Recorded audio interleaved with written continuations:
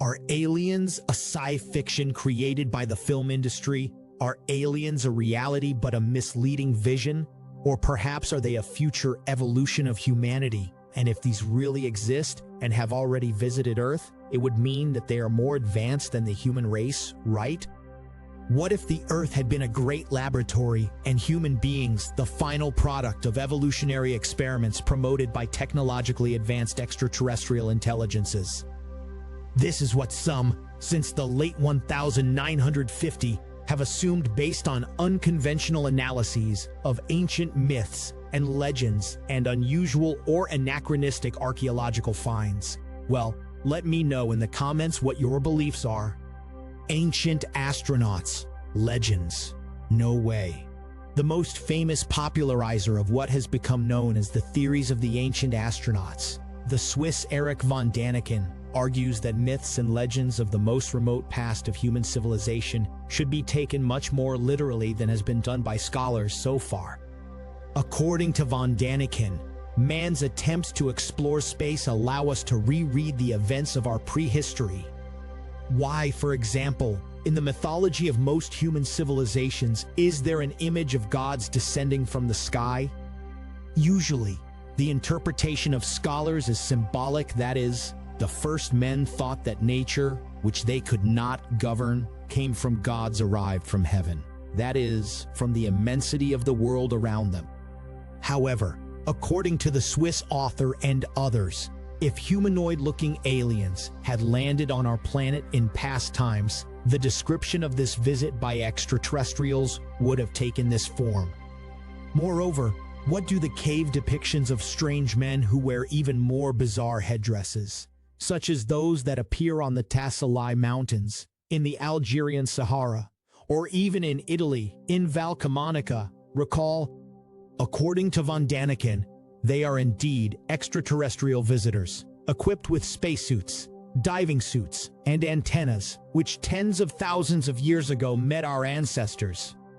Spacesuits, representations of ancient astronauts, would also be seen in many more recent representations, from the Maya bas-relief preserved inside the Temple of Inscriptions, and known as the astronaut of Palenque, to the Japanese dog of the Tokyo National Museum, who appears to be wearing a spacesuit with helmet and visor. They would be evidence of the passage on Earth in prehistoric times of extraterrestrial visitors.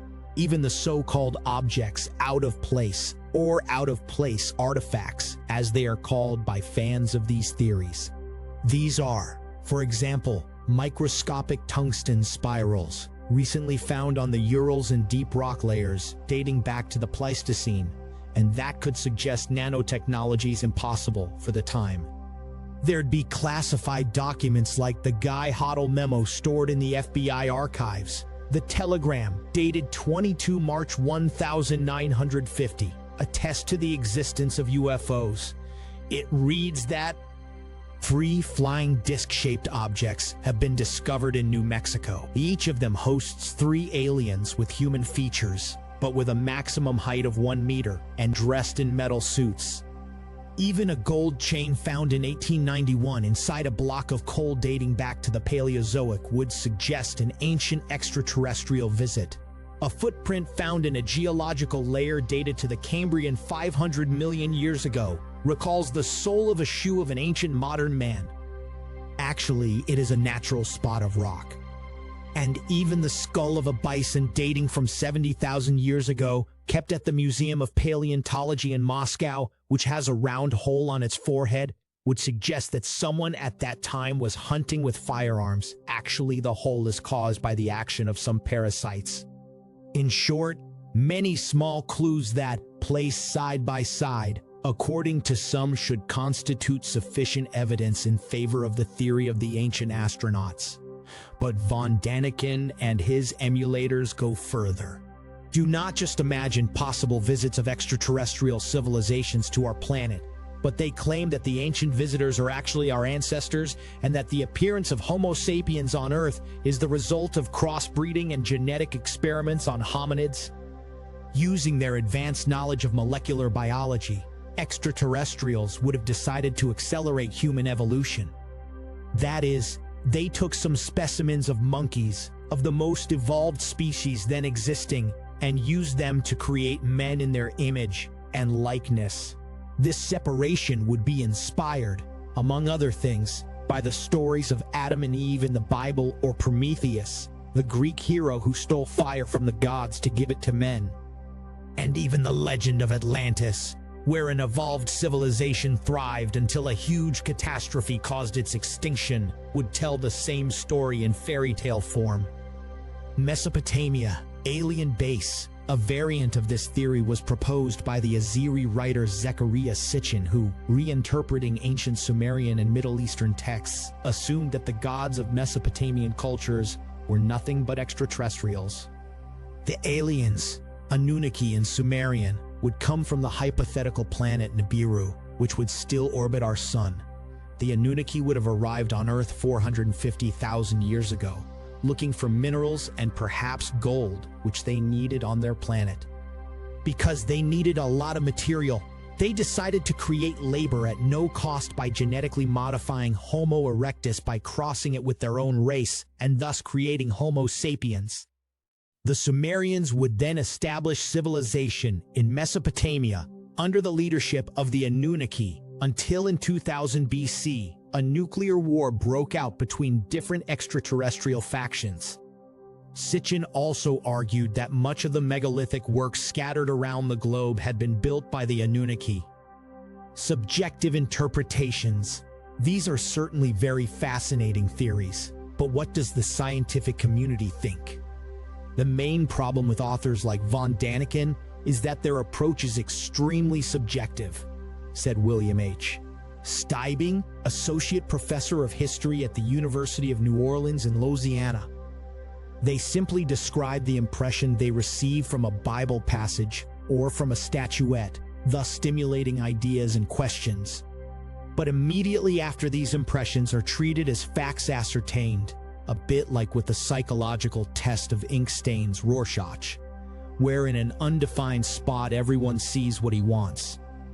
Though von Daniken's approach is similar, said Kenneth L. Fetter, archaeologist at Central Connecticut State University, New Britain, Connecticut. Although he describes real images, these images are part of a culture foreign to him.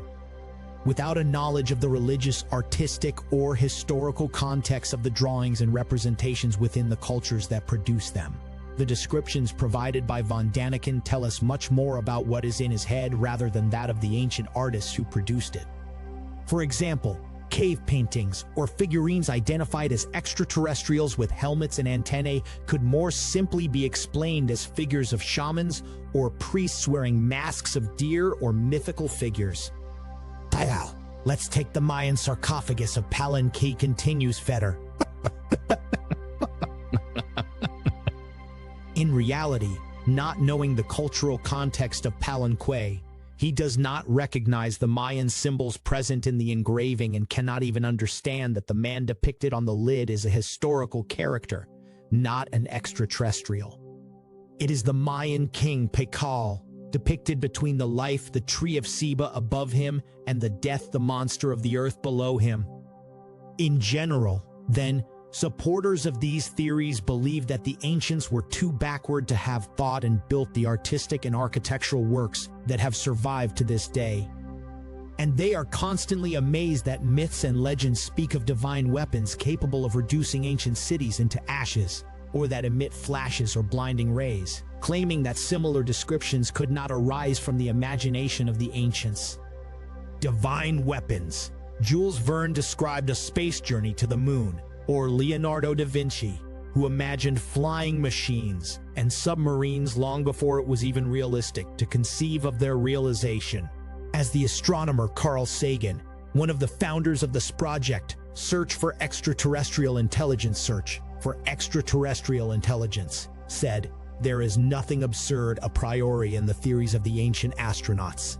They are absurd only a posteriori. The possibility that extraterrestrial intelligence exists is something that I and many other scientists take very seriously, to the point of using huge radio telescopes to listen to possible signals sent to us by beings on planets of other stars."